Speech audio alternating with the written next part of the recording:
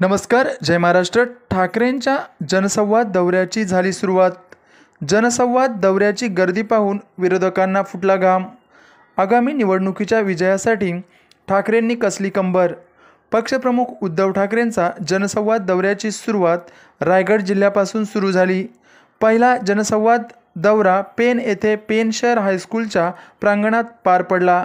पेण येथे शिवसैनिकांची झालेली गर्दी पाहता शिवसेना संपवू पाहणाऱ्यांनी ही दिवास्वप्न पाहू नयेत याची प्रचिती जमलेल्या शिवसैनिकांनी दिली.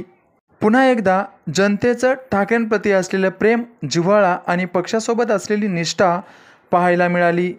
पावनभूमी चौल अलिबाग येथे पक्षप्रमुखांनी शिवसैनिकांशी संवाद साधताना ही महाराष्ट्रातील जनता आहे, ही भूलथापांना कधीच बळी पडणार नाही, ह्या जनतेच्या साथीने आता विधानभवनावर भगवा फडकवायचा हा दृढ निर्धार व्यक्त करत पक्षप्रमुख उद्धव ठाकरेंनी अलिबाग वासियांसोबत संवाद साधला.